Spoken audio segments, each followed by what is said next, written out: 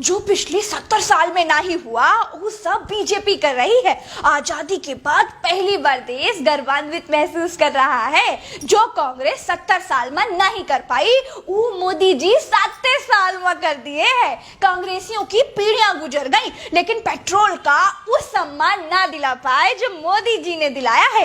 100 रुपया लीटर, आहा, ना इधर ना उधर, सीधे नई नोट निकालो और 1 लीटर भरा लो। छूटा टूटा कराने की कोई समस्या ही नहीं।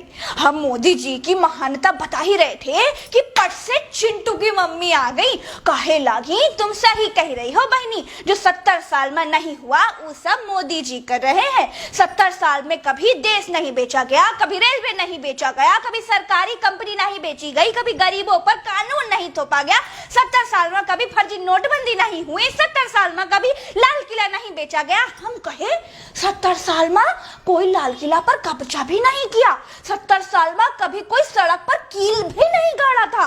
हम कहे ये सब छोड़ो, बरमाइन के हाल बताओ। पूरे मोहल्ले वाले कहते हैं कि देश बेच के नई वाली टाटा सफारी का सनरूफ वाला टॉप मॉडल निकलवाई है, लेकिन तेल के सैकड़ा वाले कीर्तिमान के बाद मुंह फुलाई घूम रही है। चिंटू की मम्मी कहीं बीजेपी वाले बरमाइन का बहुत तकलीफ हुई, लेकिन अब न निगला जाए न उगला जाए। यह लिए पूरे मोहल्ले का बता रही है कि अगर देश की खातिर किडनियों बेचकर तेल खरीदे पड़ी तब खरीद लेंगे।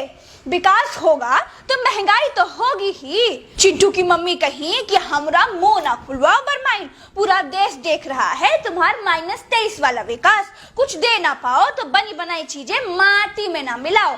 5 ट्रिलियन इकोनॉमी का सपना दिखाए थे, अब सांसों पर भी टैक्स लगा दिए हैं। चिंटू की मम्मी कही कि बीजेपी वाले वर्मा जी के राज में भारत देश बांग्लादेश से पीछे जा चुका है। हम कहे बांग्लादेश तो पिद्दी सा देश है, हम ही का पाकिस्तान के चंगुल से छुड़ा कर बनाए थे, तो बांग्लादेश हमसे आगे कैसे निकल गया? कुछ भी बोला तो तुम। चिंटू की मम्मी फिर कहीं कि एनडीटीवी वाले छापे हैं कि बढ़ती अर्थव्यवस्था के मामले में भारत दुनिया के 193 देशन में 164 नंबर पर है, और तो और बांग्लादेश जैसा देश भी हमसे बहुत आगे है। ज्यादा जानकारी चाहिए ना तो statistics.com पर चेक कर ले। चिंटू की मम्मी एक के बाद एक बरमाइन पर तीर बरसाती गई। बरमाइन झेल नहीं पाई, पूरे पंचौरे से उठी और पहली फुर्सत में निकल ली।